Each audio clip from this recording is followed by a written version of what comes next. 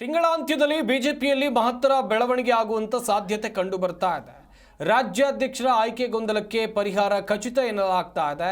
ಸಚಿವ ಸೋಮಣ್ಣ ಕಿವಿಯಲ್ಲಿ ಮೋದಿ ಹೇಳಿದ ಗುಟ್ಟೇನು ಹಾಗಾದ್ರೆ? ಕೇಂದ್ರ ಕ್ಯಾಬಿನೆಟ್ ಬಳಿಕ ಸೋಮಣ್ಣ ಜೊತೆ ಮೋದಿ ಮಾತನಾಡಲಿದ್ದಾರೆ ಎನ್ನುವಂಥದ್ದು ಗೊತ್ತಾಗ್ತಾ ಇದೆ. ವಿಜೇಂದ್ರ ಬದಲಾವಣೆ ಕೂಗಿಗೆ ಪುಷ್ಟಿ ಕೊಟ್ಟಿದೆ ಈ ದೃಶ್ಯ. ವಿಜೇಂದ್ರ ಬದಲಾದರೆ ಆ ಸ್ಥಾನಕ್ಕೆ ಸೋಮಣ್ಣ ಖಚಿತ ಎನ್ನಲಾಗ್ತಾ ಇದೆ. ಯಾಕಂತ ಹೇಳಿದ್ರೆ ಲಿಂಗಾಯತ ನಾಯಕರು ಸೋಮಣ್ಣ, ಪಕ್ಷದಲ್ಲಿ ಸೋಮಣ್ಣ ಹಿರಿಯ ನಾಯಕರು, ಆದರೂ ರಾಜ್ಯಾಧ್ಯಕ್ಷ ಪಟ್ಟದಿಂದ ಸೋಮಣ್ಣ ದೂರ ಇದ್ದಾರೆ. ಆದಾಗ್ಯೂ ರಾಜ್ಯಾಧ್ಯಕ್ಷ ಪಟ್ಟು ನೀಡುವ ಪ್ರಯತ್ನ ಆಗ್ತಾ ಇದೆಯಾ? ಆದರೆ ವಿಜೇಂದ್ರ ಟೀಮ್ ಬದಲಾವಣೆ ಇಲ್ಲ ಅನ್ನೋ ವಾದ ಕೂಡ ಮಾಡ್ತಾ ಇದೆ. ಇದರ ನಡುವೆ ನಡೀತಾ ಇರುವಂಥ ಮಹತ್ವದ ಬೆಳವಣಿಗೆಗಳನ್ನು ವೆರಿ ಕ್ಲಿಯರ್ ಆಗಿ ನೀವಿಲ್ಲಿ ನೋಡ್ತಾ ಹೋಗಬೇಕಾಗತ್ತೆ.